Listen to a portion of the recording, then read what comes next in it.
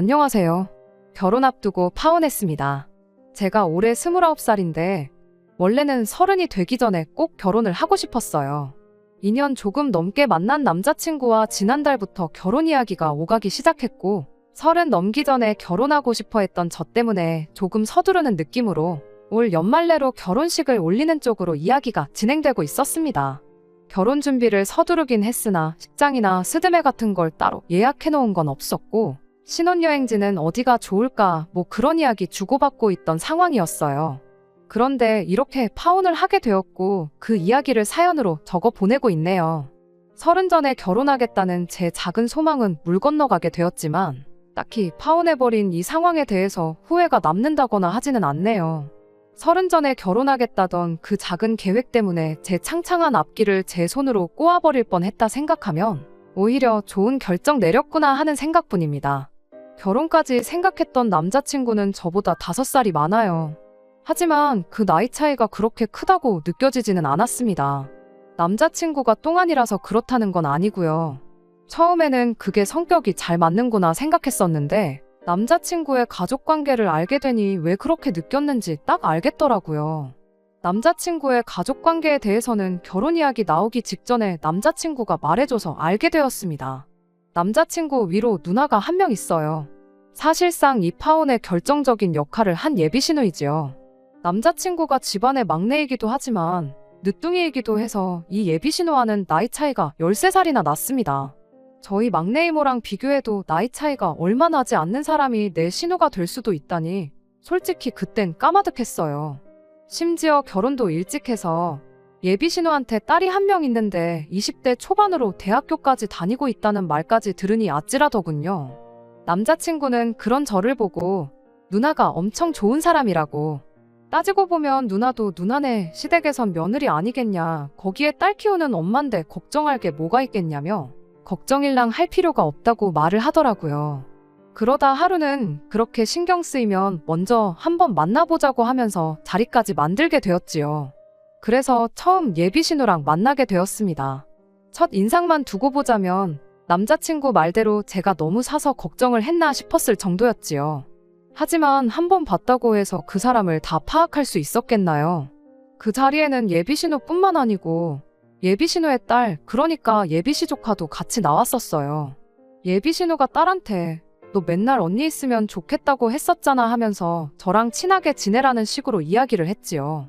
쭈뼛거리는 게 내성적인 성격처럼 보이긴 했는데 그래도 또 요즘 애들이라고 하고 싶은 말은 다 하고 자기 의견 말하는데 거침이 없던 아이였어요.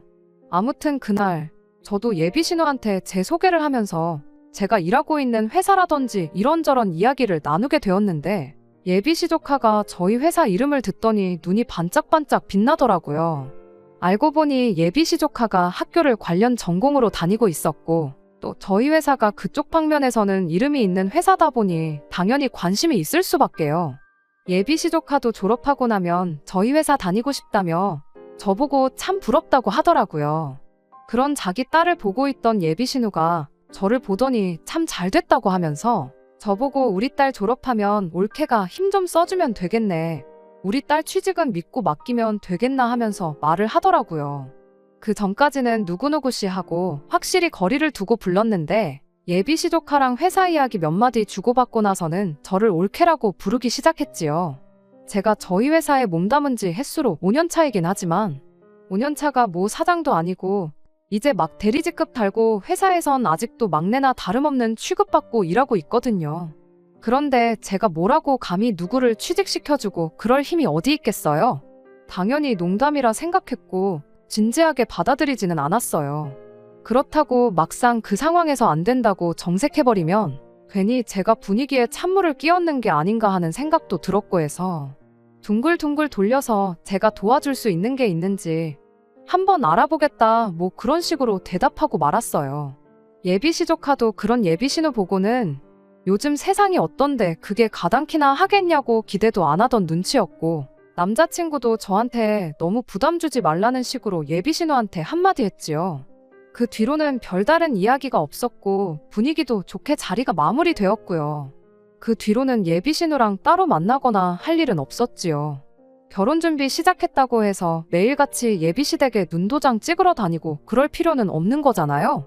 당장 결혼식 연말에 올릴 생각하면 하루가 바쁜 시기였으니 더더욱이 그런 데다 시간을 쏟고 싶지는 않았어요. 남자친구도 결혼 허락 받은 뒤로는 저희 집에 따로 인사하러 오거나 그러지도 않았고 사실 그럴 필요도 없었고요. 그렇게 남자친구랑 짬짬이 시간 내서 결혼에 관련된 거 알아보고 뭐 그런 식으로 데이트를 하고 그랬지요. 그런데 하루는 모르는 번호로 저한테 전화가 오더라고요. 원래도 제가 모르는 번호로 오는 전화는 거의 받지 않아요. 일부러 전화를 안 받았는데 같은 번호로 계속 전화가 오는 게 그냥 광고성 전화가 아닐 수도 있겠다 싶어서 결국 전화를 받게 되었습니다. 전화의 주인공은 예비신우였어요. 안 봐도 뭐 남자친구가 제 전화번호를 알려줬겠지요. 어떻게 제 번호를 알았는지는 궁금하지도 않았지만 전화 내용 자체는 참 당황스럽고 어이가 없는 내용이었습니다. 이미 전화 받자마자부터 왜 이렇게 전화를 안 받냐는 식으로 짜증을 내기 시작했거든요. 처음 봤을 때랑은 180도 다른 말투로 계속 저를 다그치더라고요. 그때 알아봐주기로 했던 우리 딸 취직 자리는 어떻게 돼가고 있는 거냐고. 약속을 했으면 가타부타 진행 상황이 어떻게 돼가는지 보고를 해야지. 3주 동안 아무 연락도 없을 수가 있냐며 성질을 내더라고요. 그때 그냥 농담 삼아 지나간 이야기로 알고 있었는데 예비신우는 마치 제가 예비신우를 취직시켜주겠다는 식으로 그걸 진심으로 받아들였었나 보더라고요. 그런 질문을 들으니 솔직히 뭘 어떻게 대답해야 하고 어디서부터 설명을 해야 할지 막막했어요. 좋은 게 좋은 거라고 끝까지 제대로 설명 안 했던 내 잘못도 있겠구나 싶어서 차라리 전화로 오해를 풀어줘야겠다 하는 생각이 들어서 솔직하게 대답을 해줬어요. 제가 인사권이 있는 것도 아닌데 취직시켜주는 건 불가능하다고요. 자칫 제가 괜히 일자리 알아봐준다고 여기저기 까불고 다녀봤자 역효과만 날 거라고 말해줬죠. 그 순간 올케로 바뀌었던 제 호칭은 그 말이 끝나기 무섭게 다시 누구누구씨로 바뀌어버렸어요. 저를 그렇게 안 봤는데 시댁에 점수 따겠다고 공수표나 날리고 다니고 그거 되게 안 좋은 행동이라면서 저를 비난하더군요. 목구멍 밖으로 튀어나오려는 말들을 눌러 참으며 그러면 그럴 게 아니고 제가 이력서나 자기소개서 같은 거 봐주고 업계 동향이라든지 취직 전에 미리 준비해두면 좋을 것들이라든지 그런 부분들을 예비시조카 직접 만나서 설명을 해주고 그러겠다 했어요. 예비신우는 여전히 제가 처음이랑 말이 다르다면서 사람이 언행일치가 돼야 되는 거라고 뭐라 하더라고요. 그래도 안 되는 건 안 되는 거란 건 알았는지 그럼 예비시조카 만나서 좋은 이야기도 해주고 취직 잘할 수 있게 도와달라 뭐 그런 식으로 자기 할 말만 하더니 전화를 뚝 끊어버렸어요. 좋게 마무리된 것 같기도 했지만 한편으로는 뭔가 영 찜찜한 기분을 지울 수가 없었습니다.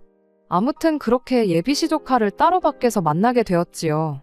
안 그래도 결혼 준비로 바쁜 와중이기도 했고 주말간에는 남자친구랑 이것저것 알아보러 다니기로 이미 약속이 돼 있고 상담 예약도 있어서 따로 시간을 비우기가 애매했어요. 그래서 금요일에 퇴근하고 만나기로 했지요. 일주일 내내 쌓인 피로도 장난이 아니었고 주말도 일정이 꽉 차서 푹 쉬고 싶었는데 그래도 힘든 몸 이끌고 약속 장소로 나갔습니다. 그런데 그날 만난 예비시조카도 누구를 닮았는지 보통은 아니구나 싶더라고요. 퇴근하고 예비신우네 집 근처 카페까지 힘들게 나갔어요. 집 방향도 반대고 솔직히 예비시조카가 저희 회사 근처로 오는 게 맞다고 생각했지만 애 공부하느라 힘든데 피곤하게 만들지 말라는 예비신우 말에 어쩔 수 없이 제가 그쪽까지 가게 되었지요. 그런데 예비시조카는 그날 저에게 보여준 모습과는 달리 그닥 취직에는 하나도 관심이 없어 보였습니다. 회사 들어가고 싶은 건 들어가고 싶은 거고 현실적으로 자기 성적으로는 이력서 통과도 안 될 거 알고 있다면서 제가 준비한 이야기들은 들을 생각도 없어 보이더라고요. 엄마가 하도 나가보래서 나온 자리라고 하더니 저보고 언니 하면서 자기는 사실 언니랑 친해지고 싶어서 나온 자리라고 하더라고요. 지루하게 이런 이야기 나누지 말고 저보고 근처에 백화점이 있으니 거기 쇼핑이나 가자고 하는 거예요. 얼떨결에 예비시조카 따라서 백화점까지 따라가게 되었는데 몸은 피곤해 죽겠는데 이게 뭐 하는 건가 싶더라고요. 그러던 와중에 예비시조카가 정신이 퍼떡 들게 만들어주더라고요. 구경 다니다가 어디서 한 장에 26만 원이나 하는 티셔츠 한 장을 들고 와서는 저보고 그걸 사달라고 조르기 시작했거든요. 언니 언니 하면서 애교까지 부리면서 말이에요. 아직 제가 뭐 결혼을 해서 이 친구한테 나이차 많이 나지 않는 숙모가 된 것도 아니고 하니 호칭 같은 건 딱히 상관 안 했어요. 하지만 애초에 저를 보겠다고 자리에 나온 목적이 저한테 티셔츠 쪼가리 한 장 얻어 입겠다고 나온 거라는 걸 알게 되니 열이 받지 않을 수가 없었어요. 그 26만 원짜리 티셔츠 한 장 사주는 돈이 아까워서는 아니고 참 사람이 무례하구나 싶었거든요. 지치고 피곤했던 제 몸 상태는 둘째치더라도 저는 최대한 도움을 주기 위해서 이것저것 알아보고 왔던 상황이거든요. 실제로 성적표가 안 좋아도 관련 자격증이라든지 공모전이라든지 외국어 실력 같은 것만 가지고도 회사에 취직 성공해서 다니고 있는 직원들도 몇 있어서 어떻게 준비하는 게 좋을지 그 사람들 붙잡아가며 물어본 고생까지 생각하니 저도 모르게 터져버리고 말았어요. 그렇다고 제가 욕을 했다거나 그런 건 아니에요. 말이 좀 세게 나가긴 했어요. 정신 차리라고 바쁜 사람 불러다 놓고 이러는 거 솔직히 보기 안 좋다고요. 이러나 저러나 결혼하게 되면 내가 아가씨 언니가 아니고 숙모가 되지 않겠냐 하며 호칭도 한번 정리를 해줬어요. 그리고 여기서 이럴 게 아니고 나도 해야 할 건 해야겠다고 예비시조카 백화점에서 데리고 나와 근처 카페로 향했습니다. 그리고 원래 목적대로 알려주기로 한 것들 다 설명해줬지요. 따놓아야 할 자격증이나 영어시험 점수라던가 해서 제가 알아온 것들 하나씩 설명해주기 시작했어요. 그런데 예비시조카는 관심이 전혀 없다는 듯 너는 떠들어라 하는 식으로 지루한 표정을 짓고는 핸드폰으로 아까 보던 옷 구경이나 하고 있더라고요. 그래서 또 한마디 했어요. 내가 여기 나온 거 너네 엄마 부탁으로 온 거다. 우리 회사에서 일하고 싶다고 말한 건 너 아니었냐. 이러는 거 진짜 예의 아니고 그런 식으로라면 우리 회사는 커녕 그 어떤 회사도 취직 못할 거다. 내가 사장이라고 해도 너는 취직 못 시켜준다. 졸업까지 정신 똑바로 차리고 공부 열심히 해라 충고를 해줬습니다.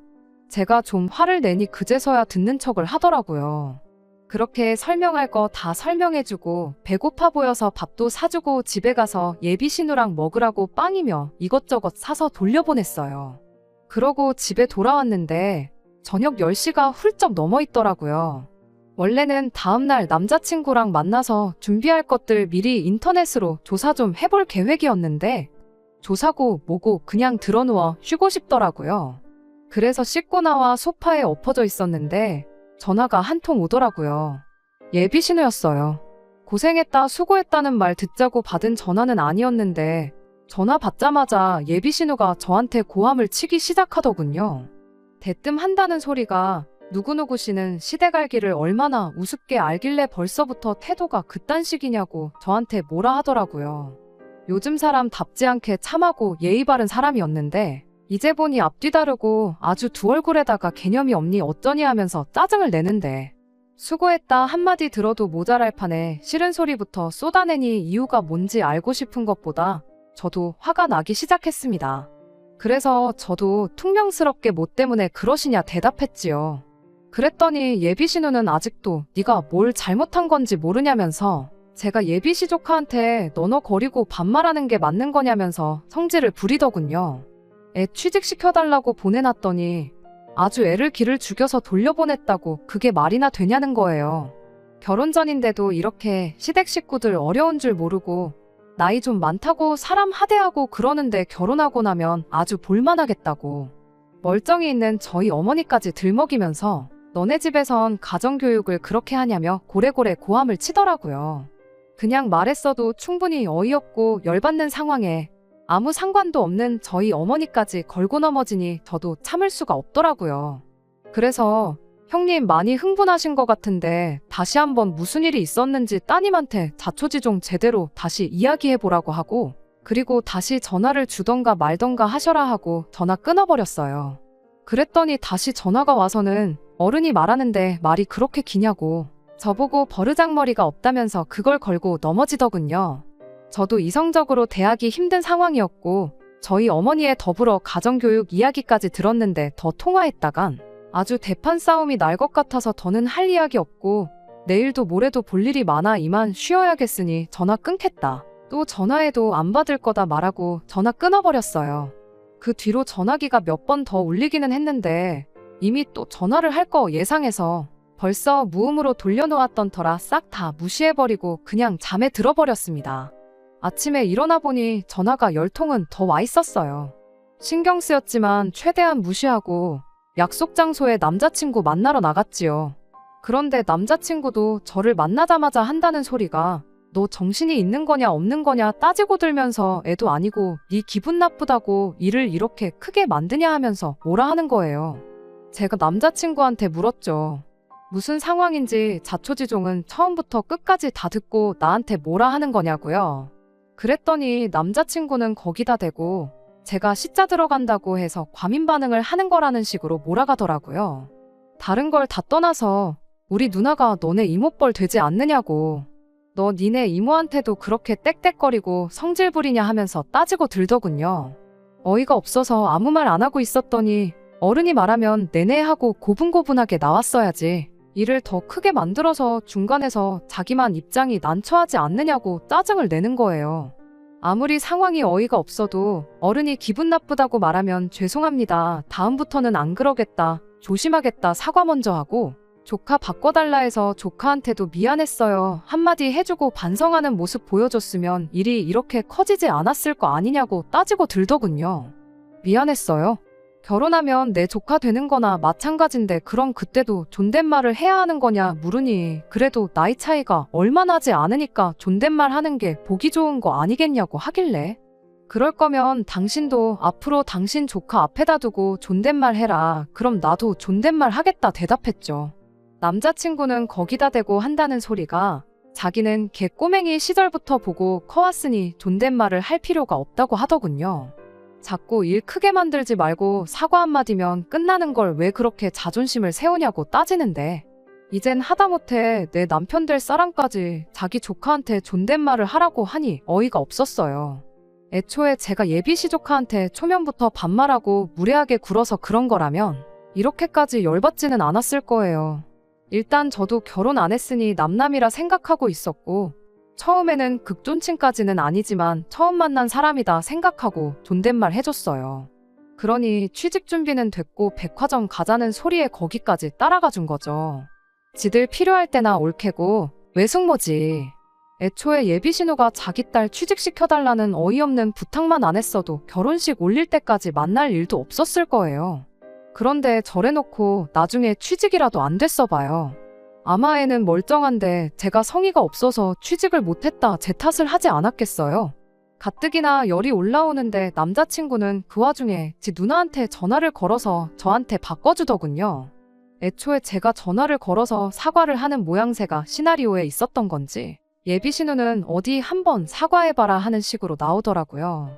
제가 미쳤다고 거기다 대고 죄송합니다 했겠나요?